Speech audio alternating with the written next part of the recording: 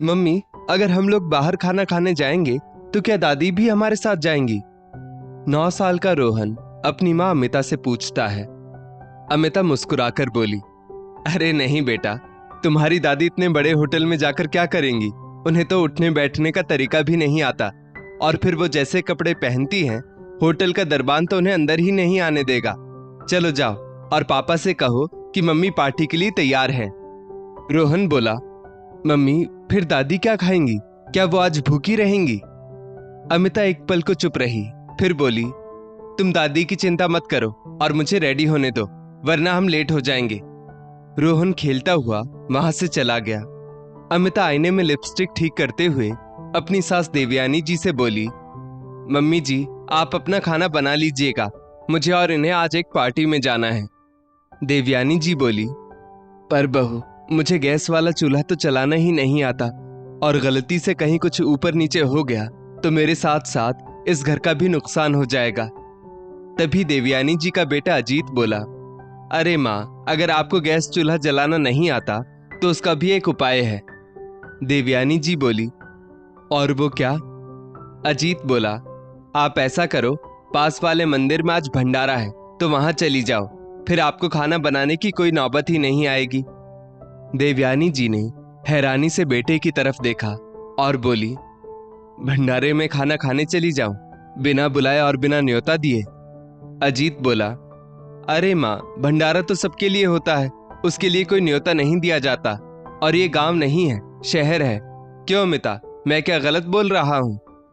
अमिता बोली, कभी भंडारे में खाया है जो इन्हें पता होगा, और सही तो कह रहे हैं ये, जब वहां मुफ्त में खाना मिल ही रहा है तो आपको बनाने की क्या जरूरत है? देवयानी जी ने चुपचाप हाँ में सिर हिला दिया और अपनी चप्पल पहनकर मंदिर की ओर चल दी। माता पिता को आने में देरी हुई तो रोहन वापस अंदर आ गया। दरवाजे पर खड़ा होकर वो उनकी सब बातें सुन रहा था। रास्ते में रोहन ने अपने पापा से कहा, पापा, मैं सोच रहा हूं जब मैं बड़ा आदमी बन जाऊंगा ना, तब मैं भी अपना घर किसी मंदिर के पास ही बनाऊंगा।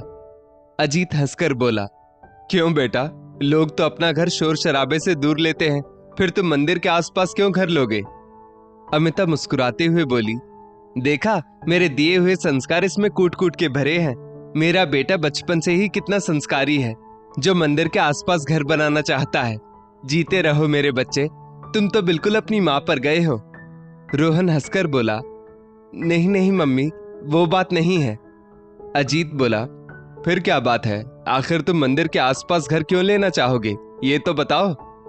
रोहन बोला, पापा मम्मी, क्योंकि जब मुझे भी किसी दिन ऐसे ही किसी पार्टी में जाना होगा, तब आप लोगों के लिए खाना कौन बनाएगा?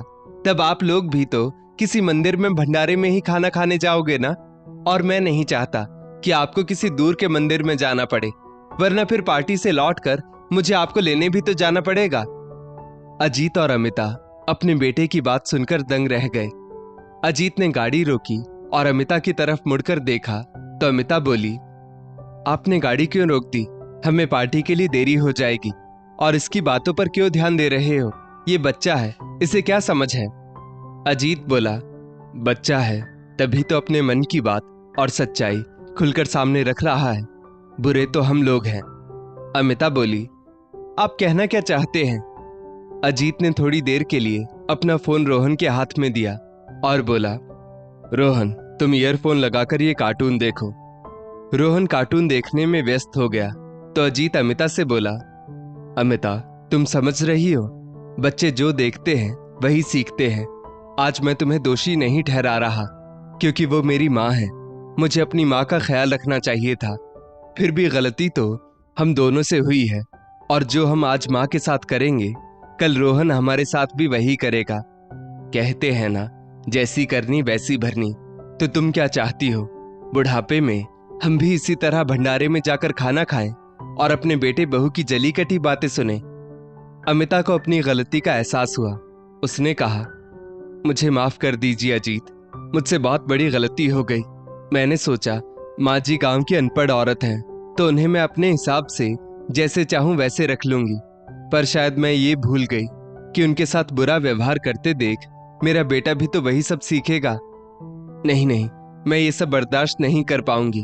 चलिए घर वापस चलते हैं और पार्टी में जाकर खाना खाना इतना भी जरूरी नहीं जितना अपने बुजुर्गों का सम्मान करना और उनकी देखभाल करना है। चलिए। अजीत ने कार वापस मोड़ी तो रोहन बोला, अरे पापा, आपने कार क्यों मोड़ ली? क्या हम पार्टी में नहीं जा रहे हैं? अजीत बोला, नहीं बेटा, हम तुम्हारी दादी के पास जा रहे हैं। तुम बताओ रोहन, तुम्हें पार्टी में जाकर खाना है या दादी के साथ बैठकर खाना खाना है?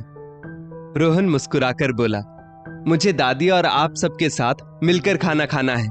और सच कहूं पापा, मुझे बिल्कुल भी अच्छा नहीं लगता जब दादी अकेली घर पर रहती है।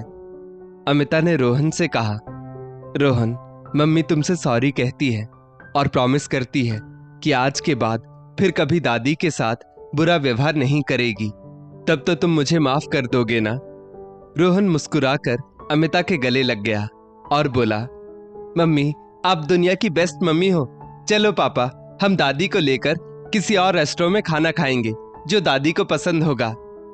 अजीत और अमिता को अपनी भूल का एहसास हुआ और रास्ते में दोनों ने तय किया कि घर जाते ही माँ के पैर पकड़कर उनसे माफी मांग लेंगे। नीचे पार्किंग में कार खड़ी करके जब दोनों 9वीं मंजिल पर अपने फ्लैट में पहुंचे तो अंदर से जोर जोर से म्यूजिक सिस्टम बजने की और कई लोगों के जोर जोर से बातें करने की आवाजें आ रही थी। अजीत बोला, अंदर से इतनी आवाज कैसे आ रही है? अमिता बोली, घंटी तो बजाओ। अजीत ने घंटी बजाई। अंदर से देवयानी जी की आवाज आई, अरे शारदा बहन, दरवाजा तो खोल दीजिए, लगता है आज पिज्जा जल्दी आ गया। दरवाजा खुला तो सामने बगल के फ्लैट में रहने वाले शर्मा जी की माँ शारदा जी खड़ी थी और देवयानी जी प्लाजो और टॉप पहने घूम रही थी। बिल्डिंग में रहने वाली देवयानी जी की हमउम्र की 7-8 महिलाएं और पुरुष सब कोल्ड ड्रिंक का ग्लास हाथ में लेकर म्यूजिक पर थिरक रहे थे। अमिता अजीत को देखते हुए बोली, देख लो अपनी माँ के रंग ढंग, कहाँ हम अपनी गलती मान रहे हैं और ये यहाँ। अचानक देवयानी जी की नजर बेटे बहू पर गई तो वो कुछ सकपका गई। फिर उन्होंने संभलते हुए कहा, क्या हुआ बेटा, पार्टी कैंसिल हो गई क्या? कोई बात नहीं, हमारी पार्टी ज्वाइन कर लो। अजीत धीरे से देवयानी जी का हाथ पकड़कर उन्हें किनारे ले गया और बोला, माँ ये सब क्या चल रहा है? देवयानी जी बोली, तुम्हें क्या लगा तुम मुझे अकेला छोड़कर जाओगे तो मैं रोती हुई मंदिर में बैठकर भीख मांगूंगी? नहीं बेटा, आजकल के बुजुर्गों को बेबस, लाचार और कमजोर समझने की गलती कभी मत करना, क्योंकि तुम आज जिस स्कूल में पढ़ रहे हो ना, हम कभी वहां के हेडमास्टर थे। अजीत शर्म से सिर झुकाए खड़ा था। रोहन आगे बढ़कर बोला, दादी आपने हमें पहले क्यों नहीं बताया कि घर में पार्टी है? हम लोग नहीं जाते और आपको पता है मम्मी पापा तो पार्टी में गए ही नहीं, आधे रास्ते से ही वो आपके लिए लौट कर आ गए। देवयानी जी ने हैरानी से अजीत की तरफ देखा और बोली, क्या सच में? अजीत माँ का हाथ पकड़कर बोला, माँ मुझे माफ कर दीजिए, मैंने आपका ठीक से ध्यान नहीं रखा, पर मुझे खुशी इस बात की है कि आपने इस उम्र में भी जीने का अपना एक अलग तरीका सीख लिया। मैं तो कहता हूं हमें आप लोगों से सीखना चाहिए, क्यों अमिता? अमिता ने भी आगे बढ़कर हाथ जोड़कर देवयानी जी से माफी मांगी और बोली, माँ जी मुझे माफ कर दीजिए, हमसे भूल हो गई थी, पर जितना लाचार और कमजोर मैंने आपको समझा था आप हैं नहीं। देवयानी जी बोली, हाँ बहू, गांव में रहकर ये सब तो नहीं सीखा था, पर तुम्हारे शहर ने मुझे भी बदल दिया और मैं खुश हूं इस बात से कि आखिर बुढ़ापे में माँ बाप क्यों बच्चों का मुंह देखकर ही अपनी बची हुई जिंदगी काटेंगे। उन्हें भी तो पूरा हक है खुलकर जीने का, और कौन जानता है कब बुलावा आ जाए।